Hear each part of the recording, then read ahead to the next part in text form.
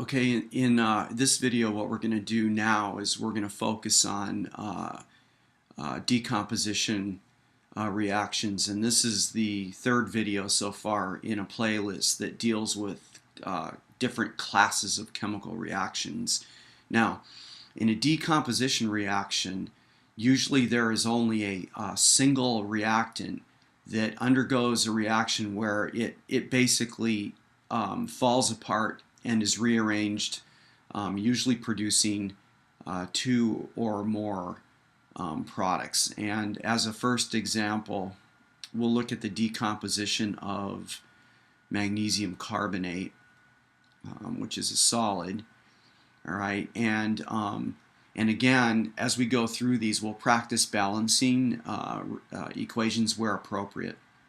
So, a decomposition reaction. All right, so the magnesium carbonate is usually these decomposition reactions. You take the material, whatever it is, and you heat it up very, very hot, and at that point, usually the compound breaks down into, like I said, two or more products. So the products that we're going to generate here are going to be magnesium oxide, which is also a solid, and we're going to kick out carbon dioxide,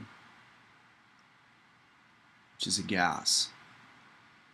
And in this case, when we look at the balancing, you see that we've got literally one magnesium here, one magnesium here, one carbon, and then there's a total of 3 oxygens on the right side of the arrow, and we see that there are 3 here. So this is a properly balanced decomposition equation. Now, the next example, we'll look at a compound that's called lithium sulfide. Okay, and in both of my examples so far, we're starting out, hopefully you realize, with ionic compounds. All right, these are ionic salts. In the case of the lithium sulfide, the lithium's out of group 1, so it has a positive charge of +1 on it. Sulfur's out of group 2, so it's out of group 6, so it would have a -2 charge on it. Hence, when you look at the formula, you see that there are 2 lithiums because we need 2 lithiums in order to offset the -2 charge on the sulfide. All right, and this can decompose to form lithium metal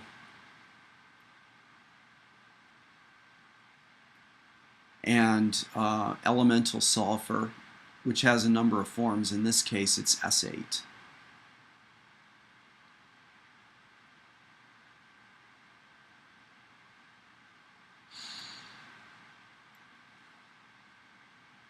Okay, now let's deal with the balancing. And you see in this case, actually let me put the physical property in. All right, so it is a solid. All right, now in terms of the balancing, you see that there's 8 sulfurs on the right side of my arrow. So I'm going to put an 8 over here. And remember, the balancing more or less is trial and error. You just have to try something. So since there's 8 sulfurs on this side, I'm going to put an 8 here in front so the sulfurs are balanced. And now I see that the lithiums, there's going to be a total of 16 on this side of my arrow. So over here, I'm going to put 16 lithiums on this side of the arrow. And now everything's balanced. All right, so let's move on to the next example. In the next example, we're going to have potassium chlorate, so KClO3, and this is a solid. We're going to be heating this up very, very hot, and out of this we're going to produce potassium chloride, which is a solid, and we're going to be kicking out oxygen.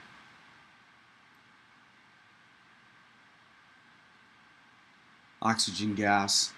Okay, now in this case, you can see we've got we have 3 oxygens over here and only 2 here. And so usually when that happens, you're going to need to double.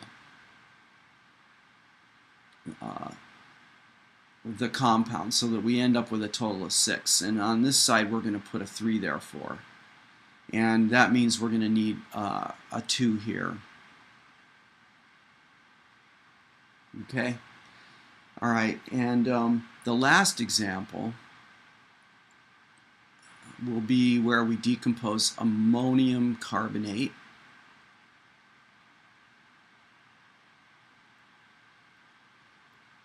Again, the one thing that all 4 of these reactions have in common, every single one of them starts out with an ionic salt.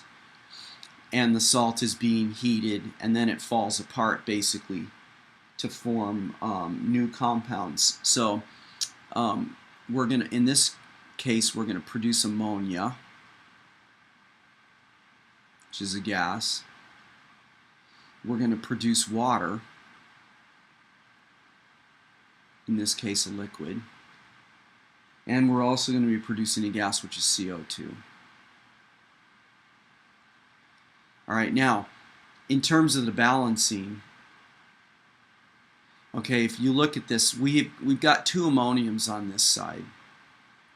So what I'm going to do is just go ahead and put a 2 here to balance the nitrogens. And that means we're going to be creating, you know, a total of by having the 2 here, that means we're going to have 6 hydrogens here. And so on the H2O, I'm going to leave this alone, and we'll have a 1 because 6 hydrogens here and 2 hydrogens here equals 8. And then for the CO2, there's 1 hydrogen on this side of my arrow, and we see that by having a 1 in front of this, there will be 1 carbon here. That just leaves us the oxygens, and we see that on this side of the arrow there are 3 of them, and over here there's 2 plus 1, a total of 3. So this is a fully balanced equation now. Alright, so just reiterating, a decomposition reaction involves usually just 1 reactant. You can see in these 4 examples that oftentimes that reactant is going to be an ionic compound. We're going to heat it very, very hot. That compound is going to break down usually into 2, sometimes more products. And then to tie this back into the earlier playlist, notice that a decomposition reaction is essentially the reverse of a synthesis. So I'm going to make a note of that. Decomp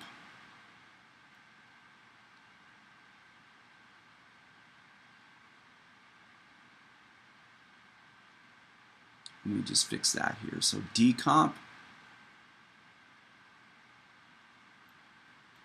is usually the reverse of synthesis.